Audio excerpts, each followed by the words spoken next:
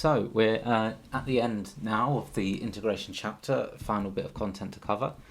We're going to be looking at modelling with differential equations. So this is where all of the various tools we've been using for integration, coupled with our knowledge of solving differential equations, is now going to allow us to determine real-world solutions to real-world problems, effectively. At least that's the theory.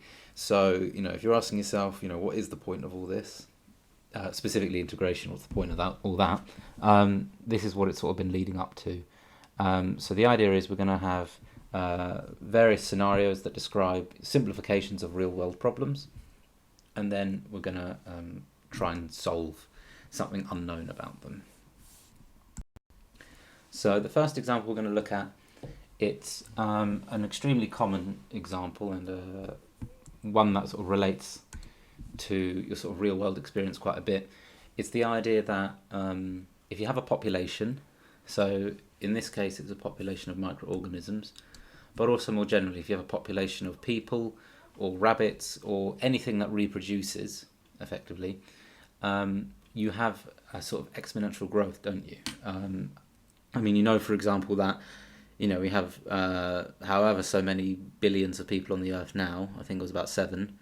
A few years ago it was 6, and within the last few decades it's effectively doubled. So you've got this exponential increase, at least when it's not hampered by things like war or starvation. So if it's unbounded, you effectively have this exponential increase, and this differential equation here is going to show us why we end up getting this exponential increase. So specifically with this example, microorganisms, the number of microorganisms is P, so that's how many I have. T then is the number of hours that have gone by, and then all you're given is this differential equation. And all this is saying is that at any moment, if I were to count the number of microorganisms and multiply it by 3, that would tell me the rate at which they're increasing. So for example, at the moment that I have 10 microorganisms, the rate of change is 30. So at that exact moment, I'm currently at a stage of getting 30 microorganisms every hour. But it's kind of a continuous change. So the moment a new microorganism appears, then the rate has increased again. Right, and the rate increases as the population increases, and that's what gives us, you could imagine this exponential increase. So let's take a look then at part A. We're going to find a model for P in this form. Okay, now they wouldn't have needed to give us this form. In theory, you should be able to get this form by yourself, but it's just giving us a bit of a hint. So let's take a look at how we do this. We've got dp over dt equals 3p, and now we're going to use separation of variables. So this implies 3p dp over dt equals 1. Sorry, that's 1 over 3p. dp over dt equals 1. And then we separate the variables. So this implies the integral of 1 over 3p dp is equal to the integral of 1 with respect to t. Okay, let's put that over here. And then that implies, and then we're going to do our usual integration, so we'll get a third ln of 3p equals t, because that's the integral of 1 with respect to t, plus c. So that's what we have there. That's our sort of equation relating P and T. What we now need to do is a couple of things. Well, we're eventually going to make P the subject, and also we need to find out what this C is. So we're going to use our boundary condition. Initially the population was of size 8. So that tells us when T is 0, P is 8. So let's plug that in. Initially population was size 8. I'm actually going to hold off on plugging this in, and instead I'm going to keep the value of C here as I manipulate, and we'll see what we end up with. So we have ln 3p equals 3t plus 3c. This implies take e to the power of both sides. 3p equals e to the 3t plus 3c. That implies that p equals a third e to the 3t plus 3c. And that implies that p equals, and now we're going to separate these two indices in the power of e. So we'll get a third times e to the 3c all times e to the 3t. And that is then in the form we wanted. It's a e to the 3t, where capital A is just equal to a third e to the 3c. And c, I don't know what that is, it's just some value, it depends on the boundary condition. So similarly, we can effectively disregard this, and then similarly we can just say, oh, I could figure out what a is if I just plug in the relevant values here. Okay, so let's do it actually now. So when t is 0, what does this become? Well, it just becomes p equals a, doesn't it? Because e to the 3 times 0 is just 1. So that tells us that a must be 8. So our final answer then is p equals 8 e to the 3t. And we can see now this is why I held off on putting the boundary condition in. We could have done it at this stage and you still would have got the right answer, it just would have been a bit more manipulation. Okay. So now that we've got the formula, just reflect on it for a moment. The idea that with just this differential equation, so this property saying rate of change is effectively proportional to the amount of the population, you end up with an exponential. So this turned into this. And then you notice that the 8 just ended up being the initial population size. So it really is a sort of almost innate property that we end up with this exponential function describing population growth. It's like an innate property of mathematics that this e turns up whenever we've got a derivative being proportional to the value itself. Okay, so part B then. Find the nearest 100 the size of the population at time t equals 2. That's easy. All you need to do is say p equals 8 e to the 3 times 2. Put that in your calculator. You get 32274.4 dot dot dot. It's roughly 3200 to the nearest 100. Okay, that's part B done. Okay, and then part C, find the time at which the population will be 1,000 times its starting value. 1,000 times its starting value, that's just 8,000. So in other words, when the population is 8,000,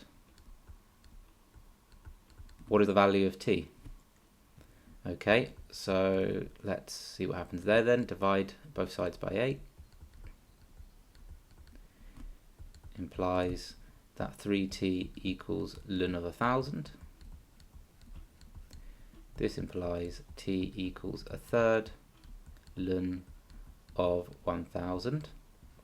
And in fact, before you bring your calculator out, you can probably just notice a little trick here.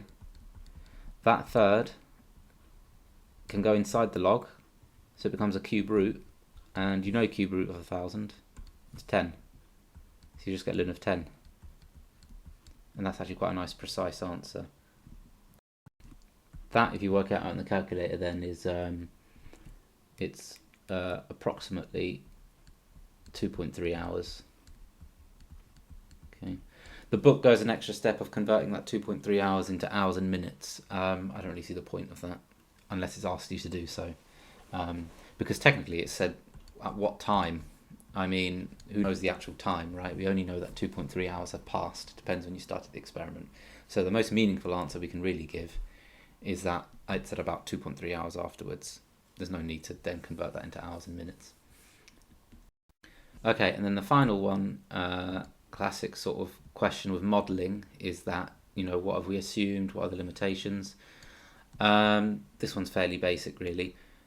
It just comes down to the fact that if this is exponential growth, as t goes to infinity, that implies that the population goes to infinity, and a real world scenario would not follow that model, because you can't just have a population that goes off to infinity. There'll always be something that limits it, some sort of resource. I don't know much about microbiology, but these microorganisms are presumably growing because I know there's some sort of resources that they require, or there's some sort of space that they're contained within. So some sort of space or resource limitation is going to limit that. In the same way as with people, there's only a certain surface area of planet Earth and a certain amount of resources that we can harvest. So ultimately, human population is also limited. Okay, and then before we go into just one more example, I have two sort of notes that will hopefully prevent some possible confusions. The first of these should be really obvious to us, but let's just remind ourselves. It's a note on proportionality constants. So, if quantity A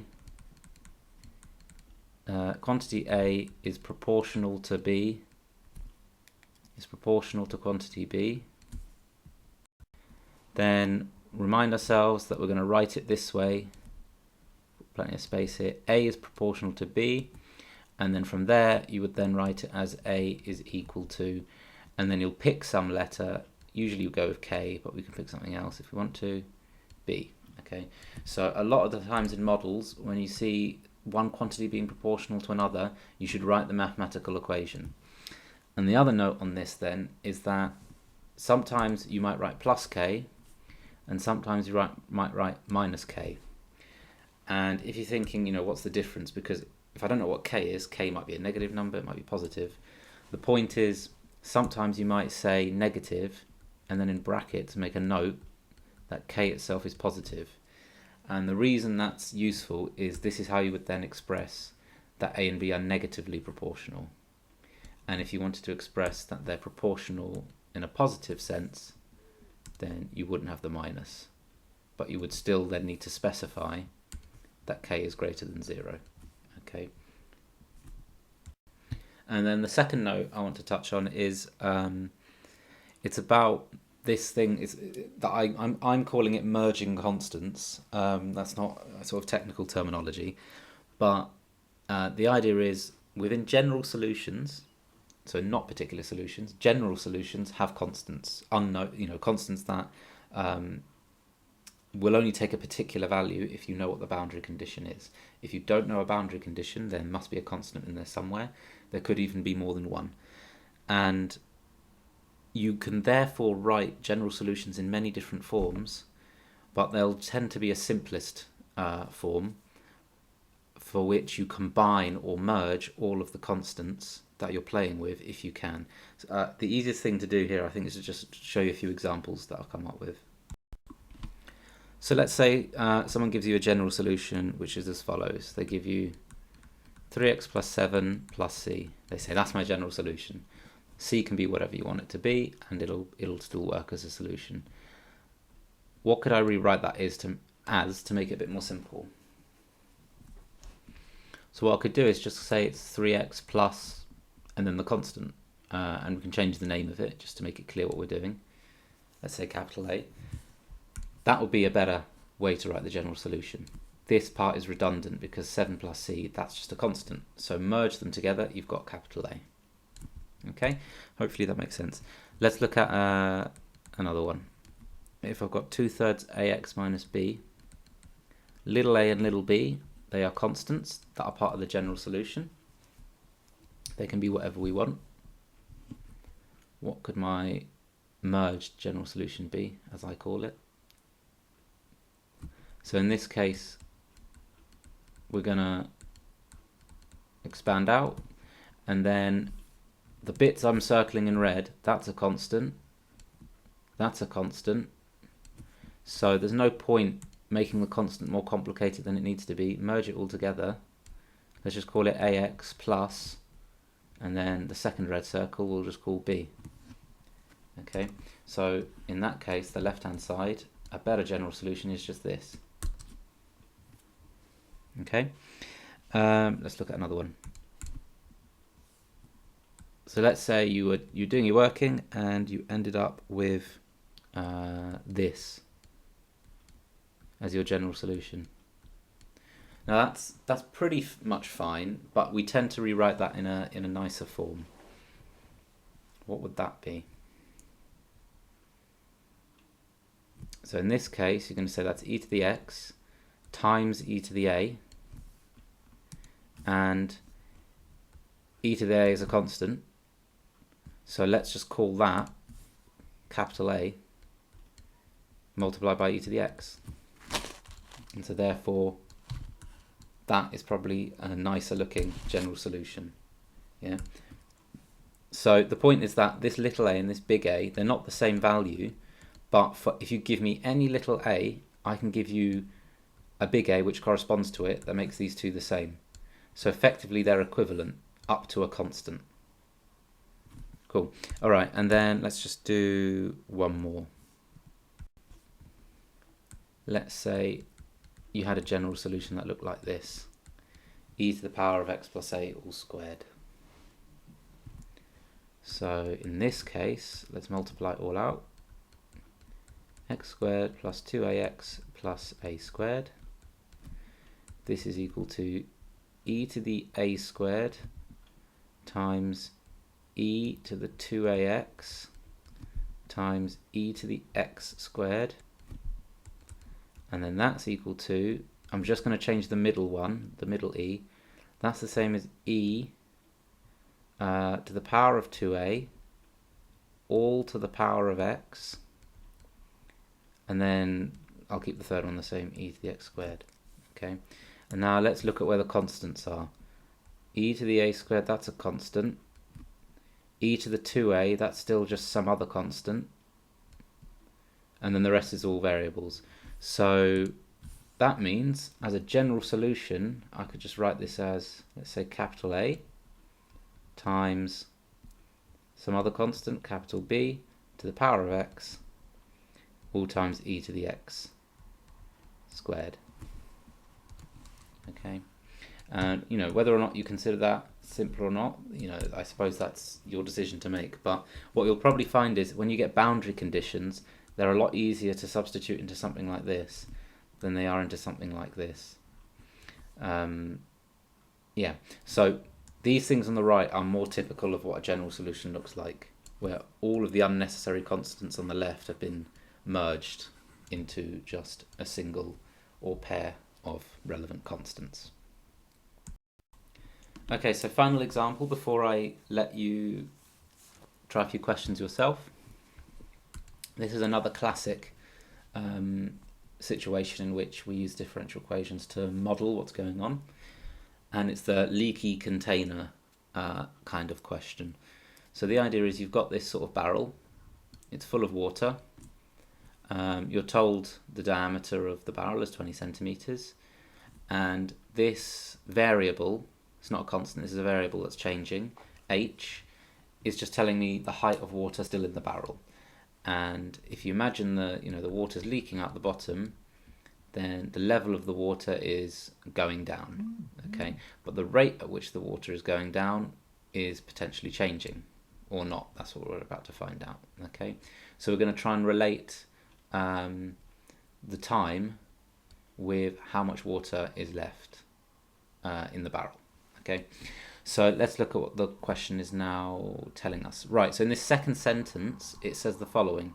Water flows out of the bottom of the tank at a rate proportional to the cube root of the volume.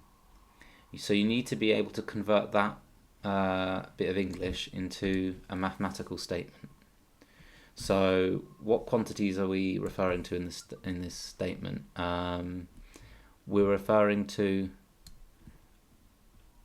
the water flowing, right? So the water flow rate, effectively, the water flow rate, that is going to be the rate of change of the volume with respect to time. Okay, so let's write that down. So if I say, let's use capital V for volume, right? The rate at which the volume is changing, dV over dt, that is the water flow. And they're saying it's proportional to the cube root of the volume. Okay, so let's put that there then. It's proportional to V to the third, cube root of the volume. Okay, and we can do one better than this. I can say that's dV over dt equal to, and now I'm going to put a constant in here. I'm not going to use K because K is being used for something else in part A. So I'll just use a different letter, let's say C. And what I'm going to do now is I'm going to say minus C instead of just C, and I'm going to say C is greater than 0. And how do I know that? Well, what you need to do is think about what's actually going on in this situation. This is the rate of change of the volume, and what's happening with the water. You've got some amount of volume, and is the H increasing or decreasing? I mean, it's clearly decreasing, right? H is going down, so that means the volume is decreasing. If the volume is decreasing, that means its rate of change is negative. And therefore, this cube root of the volume, which is positive, must be being multiplied by some negative value, because this rate of change has to be negative. So therefore it makes sense for me to call this minus C and then just specify that C is definitely bigger than 0. You could alternately say C and then C less than 0, but this way makes things a little bit more clearer. So now for part A, it's asking us to show this property, which looks really similar to what we've written, very similar, but it's talking about H instead of V. And because of this, it'd be very easy for you to make a mistake in A and think that this sentence is just directly giving me this bit of information, but it isn't, because the sentence is not actually talking about the height, the sentence is talking about the volume. So we need to convert this somehow into this one. And the way we're going to do that is by relating the variables. So what is V and H? What is their connection? So we know volume is just the radius of the circle times height. The area of the circle times height. And to get the area of the circle, the circular base of this barrel, we're going to take its radius, which is 10, square that times pi. So we'll get 100 pi. So that's the area of the base of the barrel. Multiply by the height, and that's the volume. Okay. And then from here, I'm going to do some implicit differentiation. I'm going to differentiate both sides by t. So I get dV over dt is therefore equal to 100 pi times dH over dt. Okay. So now we can come back over here and sort of play a bit with this. So dV over dt is equal to 100 pi dH over dt, and this is equal to minus C times, and then V we just said was 100 pi H, and that's all to the third.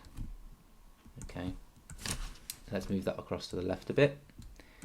That therefore then implies that 100 pi dH over dt is equal to minus C, and now let's, that should be a third there.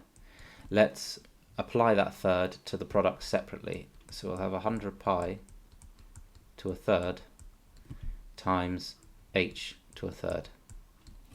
Okay, and then let's just divide by 100 pi on both sides straight away. So if I divide both sides by 100 pi, that comes across. We've got this. Okay, and then now we can use our merging constants trick. So all of this mess here, that's just a number, right? I mean, the pi is, you know, in the truest sense of the word, a constant. That doesn't change. The C is a constant of generality, meaning, you know, the solution to our proportionality equation may vary according to this C. But let's combine that all into one big constant. The 100 pi to the third is positive, 100 pi is positive, so this is just going to be some negative number. So let's then say dH over dt is equal to minus k times h to the third, where k is all of that, and all of that is just some general constant. So therefore, let's now remove our scaffold for how we got there in the first place. We've got this. dH over dt equals minus a constant times h to the third, and that's exactly what we've been asked to show. So now we're going to solve this differential equation in part B. Show that the general solution to this differential equation may be written as this. And again, it's a show that they're just helping you out. But in theory, you should be able to do this without knowing that this is what it's going to look like. Let's give it a go then. So we're going to separate variables. And I'm going to do it in one big jump now, because hopefully we're used to separating variables. Okay, and we've got this. Left-hand side then, if we rewrite h to the third as a reciprocal to just this, I'm going to end up with 3 over 2 h to the 2/3 is equal to, and then careful, we're integrating minus k, the constant with respect to time, so that's just minus kt, and I introduce my integration constant plus c onto just one side. Right, and what we're trying to do again, we're trying to make h the subject. So let's say h to the 2/3 is equal to 2 over 3 times, let's multiply it out actually, plus 2 over 3c, and that implies h is equal to minus 2/3 kt plus 2/3 c, and it's all to the power of 3 over 2 by taking 3 over 2 of both sides. Okay, let's just remove some of our steps. So we've got this, and then again notice we've got constants where they are here, that's all a constant, and that's all a constant, so therefore I can just rewrite this as h equals some constant name. Let's go with what they've said, p, sorry, I've got this slightly different way around, don't I, because I'm going to put that on there and I'm going to put that on there. So let's say the 2/3 c is my p, and the minus 2/3 k, I'm going to call that minus q times t, and it's all to the 3 over 2. Okay, and again, the reason this minus is here, although they haven't told me p and q are positive, we know that we're keeping p and q positive because we know that k is positive, therefore 2/3 k is positive. So then we've just decided to express it in terms of positive constants. Cool, so that's part B done. So now part C, we've been given some boundary conditions. Initially the height of the water is 27 meters, 10 minutes later the height is 8 meters. That's 2 boundary conditions. We need 2 boundary conditions because we've got 2 unknown constants here in the general solution. It's good to remember where these unknown constants have come from. One of these unknown constants is a result of the fact that we were only told the rate in terms of it being proportional, but we weren't told it was equal to anything, we were just told it was proportional. So that's where the first sort of constant that we don't know comes from. The second constant that we don't know about, that comes from the fact that when we integrated, when we were solving the differential equation, we ended up with a plus c. So that's where our 2 sources of variability have come from. We're now going to clamp down on that variability and come down to a single solution by incorporating this pair of information, these 2 bits of information. Okay, so initially the height of the water is 27 meters. When t equals 0, h equals 27. 10 minutes later, and now you want to double check 10 minutes, is the T measured in terms of minutes or hours? Right, they've said it here. T is minutes. So 10 minutes, T is going to be 10. Watch out for that, because sometimes it might say 10 minutes and then say T is measured in hours, and then you're expected to put in 1/6 or something like that. Okay, so when T is 10, H is 8. Plug all that in.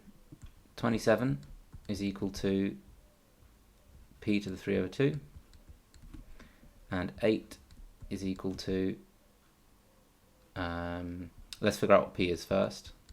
So from that first line, if 27 equals P to the 3/2, that must mean that P is 27 to the 2/3, which means I cube root 27, gives me 3, and then I square it, gives me 9. So P must be 9. Right, so now let's get back to this one. 8 equals, so P is 9 minus 10 lots of Q, all to the 3/2. Or in other words, 8 to the 2/3 is equal to 9 minus 10Q. Therefore, 8 to the 2/3 being cube root of 8 is 2, square root is 4, 9 minus 10Q. That implies that you're going to get Q equals 1/2. That's what makes it work. Okay, P equals 9, Q equals 1/2. Great, so we've got, we can now replace those here. P equals 9 and Q equals 1/2. So we've turned our really general solution into now a specific solution, a particular integral. So now we know everything we need to know really about how this water level is changing. If you give me a time, you know, what's happening at 10 minutes or 20 minutes, you can now know exactly what the height of the water is.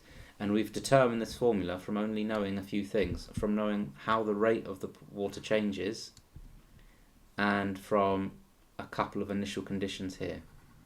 And that's enough information to then know everything about the whole situation. And although this is, you know, this is still sort of low-level differential equation modelling, in the real world, this is exactly how it's done for many processes which can be described with differential equations. You describe the process with differential equations, you hand over some boundary conditions, situations where you know the quantities line up, and then you can turn all that into a general solution and then a particular integral. Okay, let's then look at part D. Find the time in minutes when the water is a depth of 1 meter. This is now easy stuff. This is just plugging in the values. So 1 equals 9 minus 1/2 T, all to the 3/2. Solve for T. So that's 1 equals 9 minus 1/2 T. And therefore T must be equal to 16. Great. Okay, so hopefully that's made some sense, and you can have a go at a few questions now of your own. So this one's another classic, just to get you started. This part up here, that says dP. Just cut it off slightly. That's dP over dt. Give this one a go just to get yourself started. Pause the video now.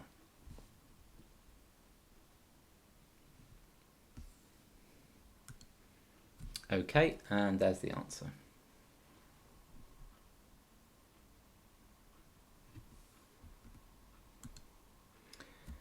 Okay, and then let's take a look at this one.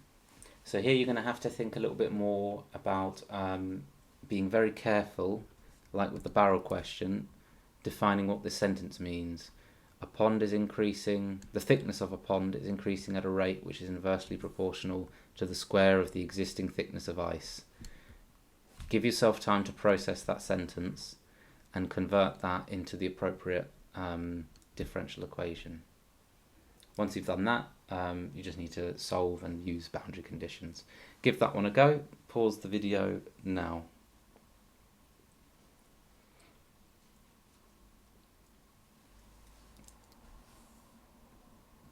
Okay, and there's your answer.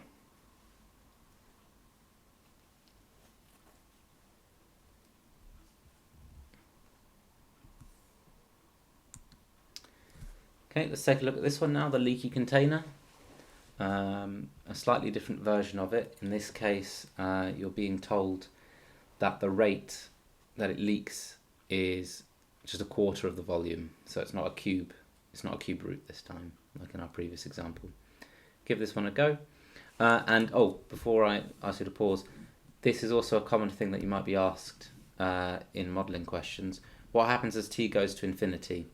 So for that, as you've done in similar sort of questions, just consider what's happening as the value of t gets very, very, very, very large. And some things will go to 0, and then anything that's multiplying those functions which are going to 0 is also going to disappear. You'll usually end up with quite a nice simple answer. Okay, so give that one a go. Pause the video now.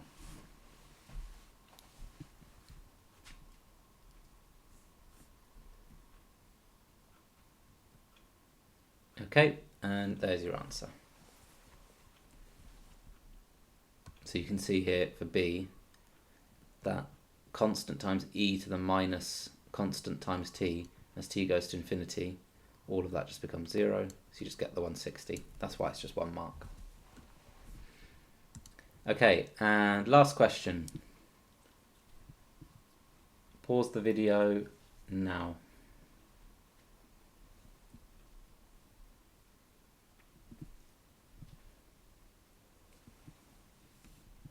Okay, and there are your answers.